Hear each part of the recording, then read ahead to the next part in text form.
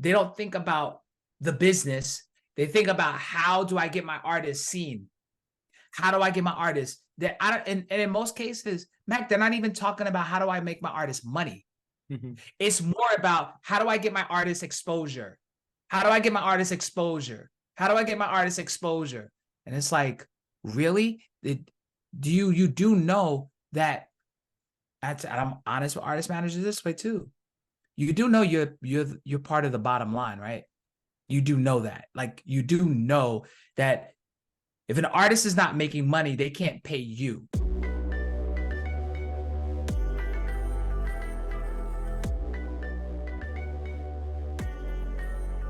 Hello, you beautiful music creatives, and welcome back to the Musician Guidance Podcast. I'm your host, Mac Boris, and it is my privilege to officially welcome you all to today's brand new episode. Our guest today has spent 2 decades of his life helping recording artists and labels gross more than $6 million in new business, deals, publishing, and royalties before shifting his focus to now helping artist managers build their clients' brands as well as their own. He is also a member of the Recording Academy, a mentor to other artist managers, and a speaker at yearly music conferences such as Canadian Music Week. Without further ado, it is my absolute honor to welcome Andre Mullen to the podcast. Andre, you're looking fantastic. How are you doing today? Oh, thank you, Mac. I appreciate it. Oh man, it's a good time. It's a great time to be alive, I like to say. Great Yes, time to be sir. alive. And I'm really honored to be on your podcast and chop it up with you, all things music and artist management. All things music and artist management. I like it. And before we dive into that, just to kick us off here, for those that haven't been blessed, to come across yourself and your mission yet, can you give a little background on how you got into this crazy music business? Well, I first started in music publishing, and that later kind of morphed into being asked what I call is the fateful question of, can you manage me? And that began my career into 22-year career into artist management. And my career trajectory was very different because I never really worked with signed artists. I was always an artist manager that worked on the fringes of the industry, or actually I should say major label ecosystem, though I worked a lot with major labels. However, most of my clients were indie artists. And so with that, I had to learn the business, really, really learn the business, learn about rollout strategy, distribution, metadata management, music publishing administration, booking, touring, Right. planning and scheduling touring. And even within the later part of my career, beginning to really understand the dynamics of building an audience and really focusing on sustainability as an artist manager for your artist client. And so here we are. I realized that with the rise of artists, there is a need for artist managers. And what artist managers need to be able to do is they need to be able to grow their client's audience, at least know how to grow their audience, and also create sustainable revenue streams for their client. And so I know that there's a lot of artist managers out here that are in are friendagers and momagers and Right. are in roles that they've been asked because of the relationship that they may have with the artist. Hey, can you help me out? Or again, ask that fateful question, can you manage me? And they're like, sure, yeah, I'm gonna manage you. That's fine. Yo, let's go. I'm all for it. I'm so into what it is that you want to do. I'm passionate about what it is you want to do, but they don't know the business. And what ends up happening is they start dealing with different companies and different executives and different nuances that they have to learn while navigating this very volatile Mm-hmm. and high octane, if you will, um, industry that says that really continues to push the idea of FOMO, fear of missing out. Oh, if you're not at this event, oh, you missed an opportunity. If you're not here, you missed an opportunity. If you didn't do this, you missed an opportunity. And what I really want to convey is and help artist managers do is to understand that one, their own mental health is critical and very important to maintain. And two, in order to really be able to scale their client's business, they have to know what to use, what tools to use, what processes to use, what systems to create in order to do that. So that's really Absolutely. where. Yeah, I agree with so much of that. I know personally, we work with a few managers of artists who are, taking it on as a passion project, I'll say, that don't have the experience, the connections, and the ability really at the end of the day. So one thing I really find interesting and what I like about what you're doing too, after doing, a deep dive and really diving into the content that you're creating, is you're not just helping artist managers build their clients' brands, you're also helping them build their own. Why would you say it's essential for artist managers to build their personal brands? For quite a number of years, and I was of this persuasion that artist managers are give their lives to working and building their client's business. And for many years, I was in that mindset and that thought. And when I wouldn't work with artists anymore, because and within the artists, there is at least in the times that I was working with them, the turnaround is very, it seems like it's a lot, like, and so what I found is that I would have or bring artists to a certain level of success, and if they wanted to move on or they felt that they needed to move on, I was left with this feeling of questioning whether I was successful or not. Mm. And I was like, well, oh, I did this for this artist. I did this for this artist. And I'm like, but I don't have anything that is really about me. Yeah, I know I've done those things. Even listen, yes, I've done deals and they've and my biggest deal was $40 million. You know what I'm Wow. saying? That was my biggest deal, and that had nothing to do with an artist. That had me brokering a deal with BMG, a joint venture deal with BMG with a manager friend of mine. And that's attributed to me. And so the thing that I find with a lot of artist managers, and I know that this is the case, I've spoken to a few, you get to a place where you're so wrapped up in your client and their success that it's kind of like you're not successful in your own right. And you feel that way, because I felt that way. I felt like, I'm questioning whether I'm successful. So Mm-hmm. one of the things that a lot of people know me for, my peers know me for, is they know that I understand and I'm very proficient in music publishing and music publishing administration and metadata management. So many of my peers would call me, hey, look, I got this question about music publishing. one of the things that my clients would tell you, my former clients tell you, if there's anything that I know that Andre can handle for me, is my publishing. That was something that I always made sure that my clients always got paid. They always received what was just due to them. And so that was kind of what I call my authority position.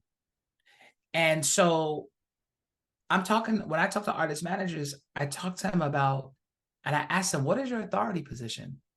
What is the thing that people know you for? Whether it be, oh, you know what? He's a great manager. Yes, he's a great manager. But man, he knows how to put together a tour. Mhm. He knows how to do all the artists that he works with. If you look at their rollouts. Oh, he knows how to grow their audience. He knows how to handle their publishing. I feel every artist manager should have a secret sauce Mhm. that literally that separates them and makes them an authority in that position and in that vein, so that their success is their success. Yeah, I got my client. Yeah, I've built this and we built. Yeah, but you are successful in your own right. I really believe. And that's why it's so important for artist managers to really build their business. You're building your client's business, yes, but you are essentially building your business. Even if, hey, listen, even if you don't want to make, I can only deal with one client, yes, cool. But this is your management business. Even if you're only dealing with one, even if you're like, hey, look, you know what? I could duplicate this another 3 or 4 times. You know what? Let me get 3 more or 4 more clients. And now you have a management company. Mhm. So that's something that I really hold fast to. Right. I think it's only right that artist managers do that. Absolutely. Yeah, it's an interesting thought. It's kind of like, a unique selling proposition. Like you look at paper towel brands, for example, they all do the same thing, but one's the spongiest, one is the, thinnest, one's the, whatever it may be. And that's kind of, well, maybe not the best analogy is is so like when it comes to managers, yes, one is the best in publishing, one maybe knows how to put on a killer, show. And I totally agree with you. I think that is super important. And I appreciate you sharing that. And you are sharing a lot of this wisdom on your newsletter, The Paradigm Shift. I know a ton of executives are on it. They're finding it super, super helpful. What does the name signify, The Paradigm Shift, in the context of your work? And what is it all about? Well, very interestingly enough, I went through this period of time where at the end of 2021, I was experiencing the onset of burnout. I was doing a lot, Mm-hmm. and it wasn't just managing.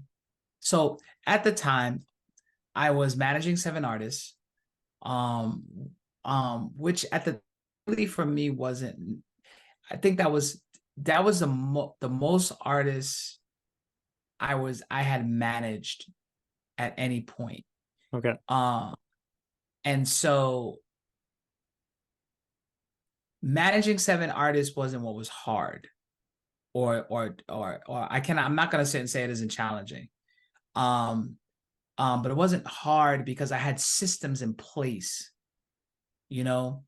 And none of the artists ever felt like I was not attentive to them. Mm-hmm. None of them felt that way. At least none of them told me that. And I always checked. But in addition to that, I was doing work with BMG. I was working with they were doing a monthly, actually, lies. They were doing a bi-monthly songwriting camp. And I was helping on the music publishing administration of it. So 2 weeks out of the month for almost 2 years, I was traveling and facilitating this. in addition to managing, in addition to consulting, in addition. And I really got to a point where I was like, whoa. And, you know, as an artist manager, you have those moments like, I can't do this anymore. I'm finished. I don't want to do this. You have those moments. You have your tantrums, and then you're like, you wipe your eyes, like, all right, fine. All right, I'm back in the game. But this was different. This was this doesn't feel good. Okay. And I literally did I went cold turkey, and I released myself from my management commitments to 7 artists. I released myself from working with BMG. Was everybody mad? Yeah. However, my own mental health was more important. Absolutely. And so I took some time, and he had even told my wife, I was like, yeah, I'm gonna get a job. She was like, yeah, okay, you're gonna get a job. All right. I'm gonna see how this works, you know. And for about a year, I was consulting, but I was also looking for a job, and I couldn't find one. And then I had a conversation with a friend of mine who's an executive at Warner, and he was doing a side project on artist management. And he had all these questions, and he called me up. He said, I gotta pick your brain about this stuff. And I was like, all right, cool. So I'm telling him all this stuff. I'm telling him all these things about artist management. And I get off the phone with him and thinking, wow, what would I tell my younger artist manager self? Mm-hmm. What would those conversations be like? What would I say not to do? What would I say? Yeah, go do that. You need to hurry up and do that. What would those conversations be like? And lo and behold, I was actually undergoing a paradigm shift myself. Okay. That shift was really understanding how my own processes and systems helped me to survive this crazy thing called artist management. And actually make a whole lot of money for other people. And so I knew that there were artist managers. I know artist managers, and the artist managers I know, they're signed to, their artists are signed to labels. They make a kill. It's so I said, yeah, I could talk to those guys just to talk, but they're not who I want to talk to. I said, I really want to help artist managers. Right. I said, matter of fact, I want to help artist managers manage smarter. And I said, as a matter of fact, I want not only want to help them manage smarter, but I want them to look like geniuses doing it. And that was the start of, or the full circle moment of the paradigm shift for me. And I said, all right, I got to reach these people. So I got to make content. And I committed myself to releasing a newsletter every week. It was a little bumpy at first, because I was still trying to find my way. Mm-hmm. But then I realized that artist managers, after talking to some artist managers, younger artist managers starting, it was like, I need to give them frameworks to help them build their artist clients' business. That's what they need. They don't need me to tell them. They don't need me to tell them what they need to do. They need to do. They need to do. They need to see how to do. How do I do that? Oh, you're gonna talk about, if we're gonna talk about your client needing 1,000 fans, how? If we're gonna talk about your artist having a proper rollout, how? If we're gonna talk about building your artist clients, how? They need hows. And that's what I feel really is even missing just in general in the music industry. I feel that the how-tos are missing. How to do this, Mm-hmm. how to, and so that's where the paradigm shift, um, had come to fruition. This week we are releasing newsletter number 45. We're just chugging along, and I'm loving it. I'm loving being able to share some things that I know have not only worked for me, but work, and they're not exclusive to a particular artist or exclusive to a particular campaign, exclusive to a particular label.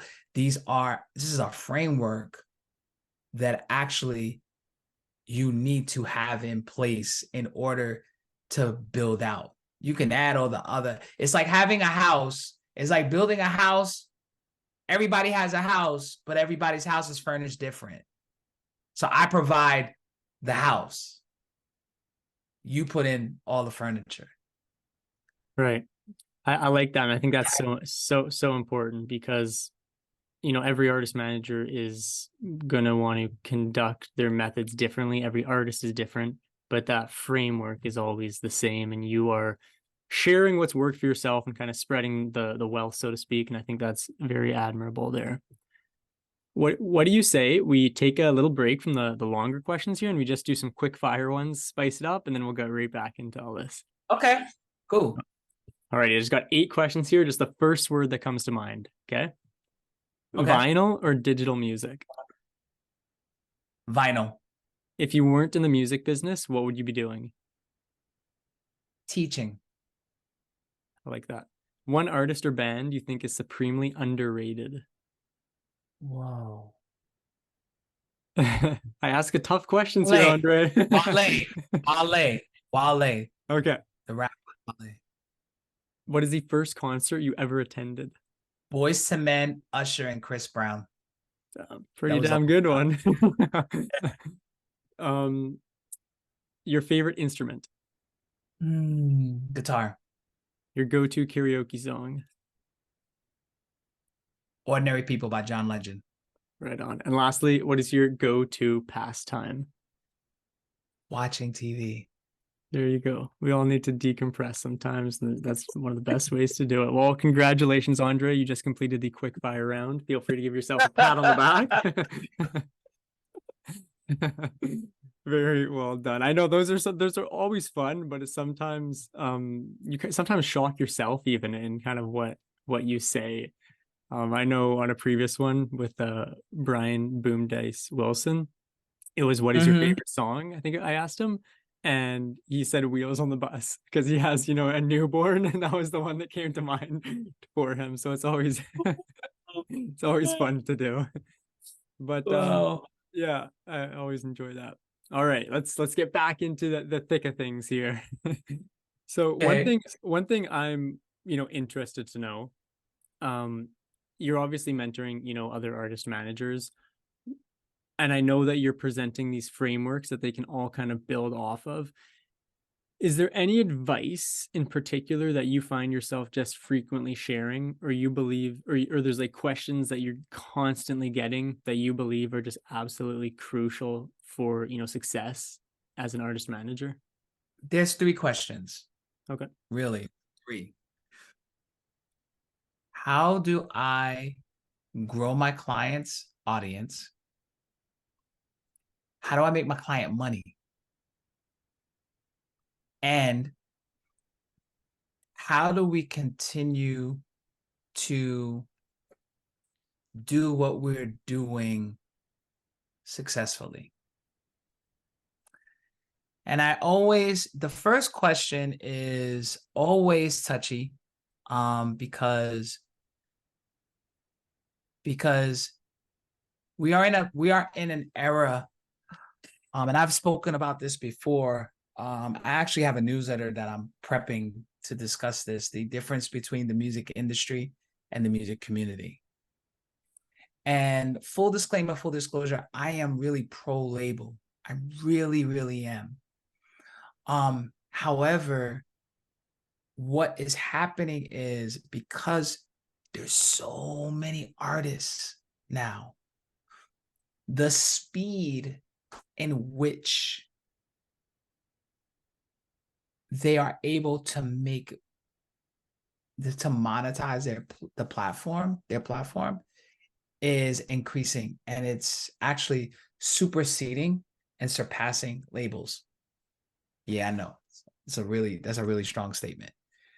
However, labels, they're huge corporations that take an obscenely long time to pivot on things. Ask any artist, ask any producer, you know, it still takes labels net 90 to pay out.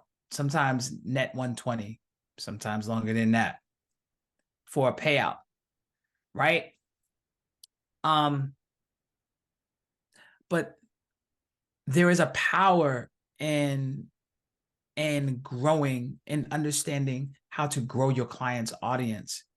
And that requires an inexpensive way of doing it. And that means they got to create content. Oh, yeah, I know. And content's not a bad word. It's not a harsh word. It's not a curse word. I didn't talk about your mama. What I am saying is that it's one of the most inexpensive ways to build an audience and cultivate a fan base. That's ultimately what artists want. They just want a fan base, and they want to make money from their art. That's it. Artist managers, if you're listening, those are the two things your client cares about. How do I build an audience? How do I get a fan base? How do I make money from my art? Not, oh, I'm trying to be on Spotify's Beast Mode cover. Oh, I'm trying to do Coachella. Oh, I'm trying to do it. They don't care about that. They really don't. They care about how do I get a fan base, and how do I make money? That's it. That's what that's the root of this. And so artist managers have to be able to teach or have a very real working knowledge of how their artist client can build an audience and how to cultivate a fan base. And the only way that they could do that, the only way I said it, the only way that they could do that is by creating content. They have to create content, be consistent with it, be diligent with it to build their audience, deplatform them, whether it is taking them to a deplatform, just for clarity purposes, is being able to provide a link to move people from social media into a place that you control your narrative. That could be a newsletter, that could be your Patreon, that could be your Discord, that could be a private YouTube channel, a Facebook group, whatever. A place where you ultimately do not have to worry and are not at the mercy of an algorithm. Where you could send out a message, a broadcast, whenever you feel like it, how many times you want, and you do not have to worry about whether or not it is seen by your audience. That's what needs to happen. When you do that, then you engage with those people, you build with those people, and they become fans. People are always asking, well, not asking, but they say you gotta have 1,000 super fans. You gotta have 1,000 super fans, but nobody's giving the how. This is why our artist managers have to know how to build their client's audience. The second thing, how do you make your client money? You have to be able to use processes and systems. I talk about this with artist managers. If you're not using processes and systems, forget about it. If you don't have specific goals, processes, systems, I talked about this in a previous email as even the pillars of audience growth. You have to have these are, and it's not just for audience growth, it's for business growth. You got to have specific goals. You got to have processes. You got to have systems. When you have these things in place, then what happens is all it is rinse and repeat, rinse and repeat, rinse and repeat, rinse and repeat. And that leads to the third part, where artist managers would ask me, how do we continue to be successful? That's how you continue to experience success, and where you become successful. because you have numerous successes. And that is what has to happen. And these are the conversations I have with artist managers, because they really don't know. They really don't. They don't, because they don't think about the business. They think about, how do I get my artist seen? How do I get my artist that I don't, and in most cases, Mac, they're not even talking about how do I make my artist money. It's more about, how do I get my artist exposure? How do I get my artist exposure? How do I get my artist exposure? And it's like, really? You do know that, and I'm honest with artist managers this way too. You do know you're part of the bottom line, right? You do know that. Like, you do know that if an artist is not making money, they can't pay you. So then what's the point here? What are we really doing? You know, it's like, you're not about to provide a service for an artist for free on the hopes that, okay, we may get paid. But if your service is not being able to deliver, then yeah, what are you there for? And so these are the questions, you know, those are the three things I talk to artist managers about, because these are the things that plague them. These are the things that they really, I mentor artist managers. I talk to artists. I do consults with artist managers. And these are the constant things that they talk about. The constant things. And it's to a point where you're like, okay, listen, the thing that you're focused on right now, you shouldn't be focused on. You shouldn't be focused on, oh, I need to handle their socials. Oh, I need to update their website. Oh, I need to figure out how we got, why you were. Artist managers should only be focused on this fundamental thought and framework: taking creative ideas and turn them into business models. That's it. Yeah. That's it. There's a few things you mentioned there which I want to touch on. One being pretty much what you were just mentioning there. There's never a clear kind of relationship agreement and guidelines between the relationship between the artist and the artist manager, and who's doing what's going on here. And I know one thing I've seen is artists expect their manager to literally like be their lawyer, their booking agent, everything. And you know, what I'm getting at is, how can an artist manager at the beginning of this new relationship with an artist, A, determine if like they're the right fit for each other, and B, set the tone straight away, set the guidelines?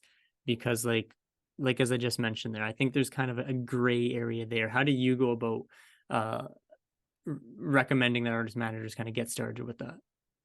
Well, I'll tell you this. If there is one thing that I wish I really did, as I was coming up as an artist manager, I wish I had probationary period.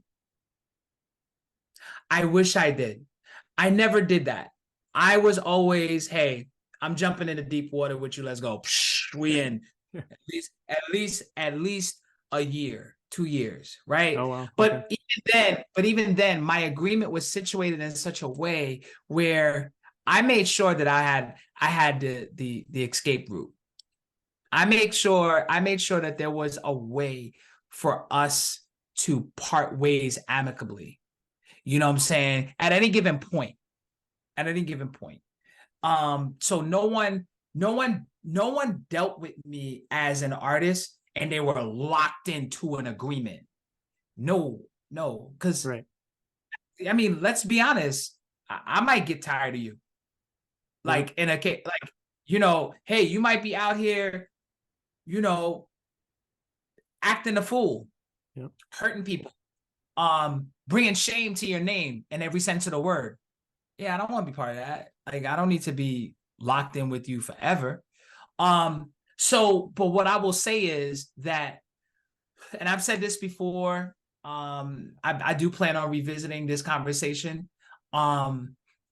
Management agreements are imperative. There are a lot of artist managers out here that don't have agreements. I think a lot of it has to deal with their own insecurity, Okay. with knowing the business, their lack of confidence in their own abilities to be able to execute. Because I mean, Mac, let's face it, if you and I have an agreement, that agreement signifies your responsibility to me and my responsibility to you. And that also signifies like, hey, Mac, if you mess up, I'm out. Hey, Andre, if you mess up, I'm out. And that, that's for some people, that's pressure. You feel like oh man, if I don't perform, and it's not really. That's the thing about it. It's not really. What it does really, as I tell people, what the agreement does is it protects the both of us. Right. That's what it really does. So you can't talk sideways about, oh, well, I expected you to pay this. Hold on, Mac. That's not what we signed here. Yeah. That's not. Now that could be a separate discussion. We could have that discussion. We may amend this agreement. We may get into a different type of agreement in addition to this one. But according to this agreement, yeah, we never talked about that. So you getting upset about something that we never talked about, never discussed, and we never put in writing. Right. So you can't get that way.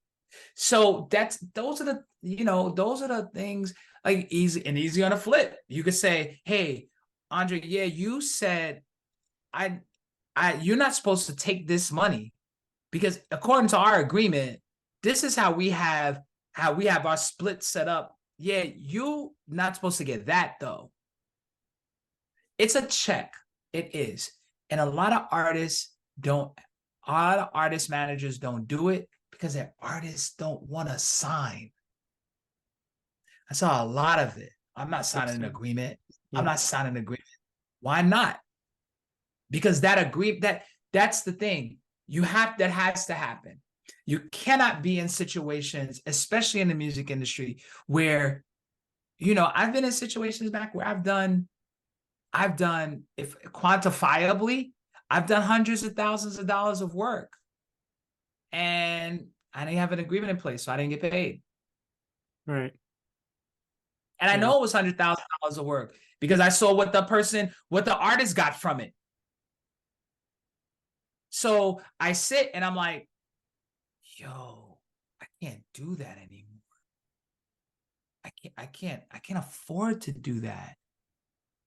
It's like imagine going to work at a corporation and giving them 40 plus hours a week, and you're supposed to make a salary of $100,000 and you don't get it. Yeah, I know we told you we were gonna give that to you, Mac, but some things happen. You'll hear from my lawyers. Exactly. And so that's where I'm a real proponent and a strong proponent of, hey, if you're gonna work with an artist, you better have something in place. You better. And if you don't, hit me up. I will help you put something in place. You gotta have something in place. You have to. Yeah, I agree with everything you just said, and going beyond what you just said there, just for those listening in, like contracts for literally everything in this business, between the artist manager and the artist, absolutely, but even everything else you do, for the reasons that you just mentioned, it is a cutthroat industry. So protect yourself as best you can. Exactly. And it's cutthroat, and it's ever evolving, which is one thing I want to touch on too. I mean, the only constant in this business is change. I know that you are, seeing changes happen every single day in terms of the artist manager landscape. What trends do you foresee shaping the future for artist managers, and how can artist managers right now kind of prepare themselves for these changes? Well, it's very interesting you say that, because most people don't know, and I'm aging myself here. I came into the business when there were cassettes. Okay. And I remember my first cassette was New Edition, and they had the song, um they had a song called My Secret. They had a song on that. And yeah, I was in the cassette.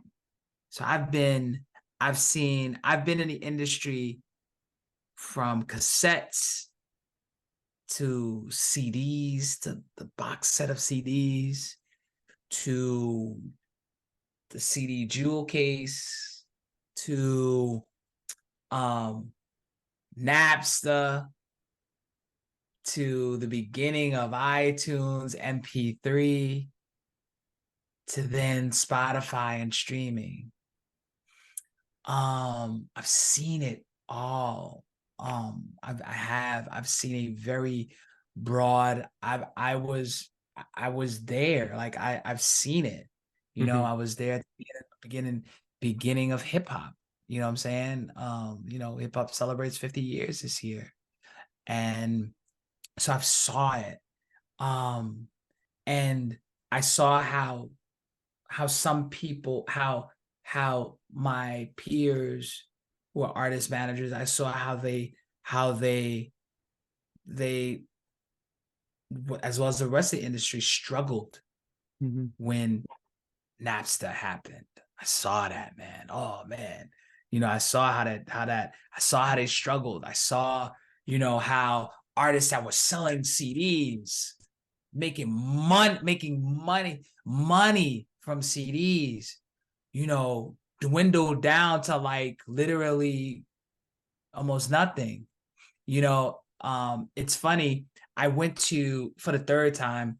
I went to the Book of Hove exhibit here in New York.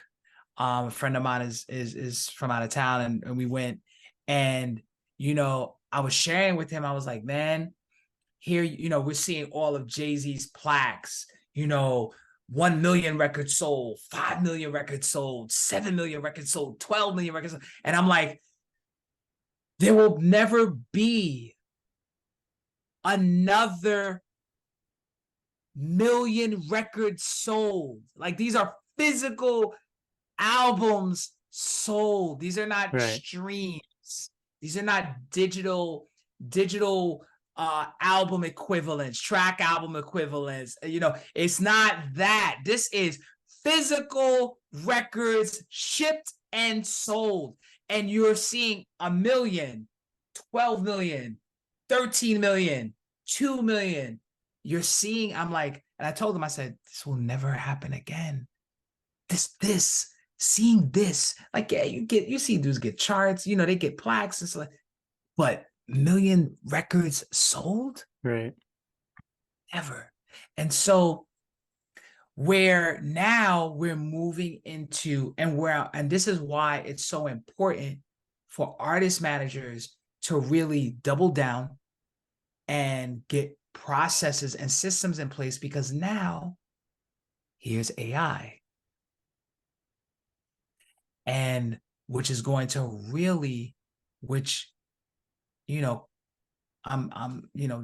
could share this here. I'm working on a study for Okay. AI and artist management. And, just working with some folks, man, that can help me to articulate the importance and the need for artist managers to embrace AI. You're crazy. This is gonna replace. No, if you don't, that's the biggest problem I have with the music industry, is that the music industry is so slow to innovate. Oh yeah. But they see it, and they're like, the music industry is late adopters for no reason. They shouldn't be, but they always have been. They were late in adopting. MP3. They were late in even streaming. The only reason why they had to get on board with that real quick is because these dudes needed a license to stream music. But if they were able to stream music without licenses, trust me, that's why it took them so long. That's why the industry fell under the gun and at the mercy of Napster. and file sharing. They didn't know what to do. But instead of saying we don't know what to do, they should have said, okay, what do we do? What do we do to combat this? Not flex your copyright, because that's what they're doing now with AI. They're just flexing their copyright. Oh, no, you can't do that. We own that. You can't do that. And instead of doing that, how do we work with this emerging technology to that we know it's here. It's not even coming back. It's here. It's here. People are learning every day how to use AI in some amazing ways. And I'm like, yo, we gotta attribute. There's a way to attribute this to the business. Come on, this ain't just about, oh, I'm gonna make a AI version of the Weeknd and Drake song, and we're gonna no. How do we really use this?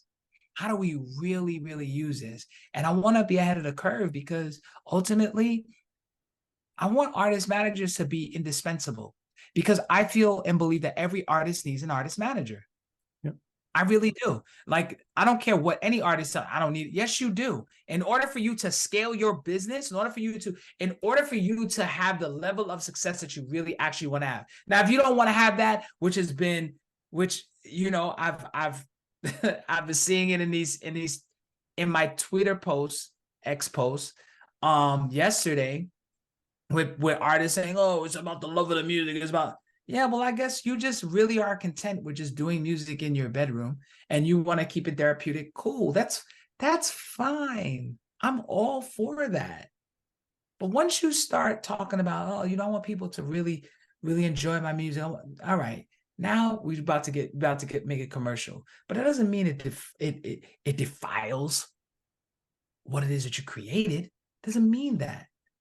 But I do know that when you start moving into these areas, the importance of new technology, embracing new technology, becomes that much. It's supposed to make things easier, but instead we're fighting against it for what? It really can't create. When you really look at AI, it can't create. It takes data. It takes current data points and extrapolates from it. It takes current data points and puts everything in a place where now the information is more cohesive. It doesn't say, oh, you know what? I'm gonna create a concerto in D minor. Can't do that. And if it could, it's not a human creation. It still is based off of data points. So let's use the data, because we are talking about data now, right? That's the whole industry is about, data. Let's use the data points and let's create something. Let's do it. So any artist manager that I'm talking to at this point, I'm talking to them about, and I'm starting to have these discussions about AI and about the what is really happening, and what can happen. So yeah, I'm really excited, about really kind of putting together this study, and really kind of delving into it, man. And just, again, I'm really about helping artist managers. So I'm looking forward to it. Amazing. So admirable. And it's been an absolute pleasure chatting, Andre. And you're a breath of fresh air, just to listen to someone as passionate as yourself that truly wants to do, good for artist managers and artists too. And just before I conclude this episode, is there anything else that you would like to share with our audience? Well, I definitely would like the audience to know, the artist managers out there, be encouraged, man. I know, there's days that you want to literally put your hands around your artist client's neck and just, hope that they just pass out for a good little while. I know the struggles. I know the uphill battles.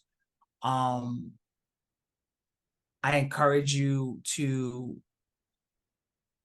understand and know and accept that you are needed, that what is in you is necessary, Um, you're an asset. Your goal is to continue to your goal is to continue to establish yourself as an asset. And make sure that you learn the business. And one of the easiest ways to learn the business is by subscribing to my newsletter, The Paradigm Shift, because I give it all. You know, that's what I do, and I'm pouring it all out so that you have the ability to represent in excellence. It's really what it is. Amazing. Well, all of your links below, including to your newsletter submission sign up. Definitely go show Andre some love. And for you beautiful music creatives listening in, keep working hard, keep learning, and keep having fun. That's what it's all about at the end of the day. I feel like a kids coach. Have fun. It's truly, what it's all about. So until next time, I've been Mac, that's been Andre, and you've been amazing. Take care and keep making music.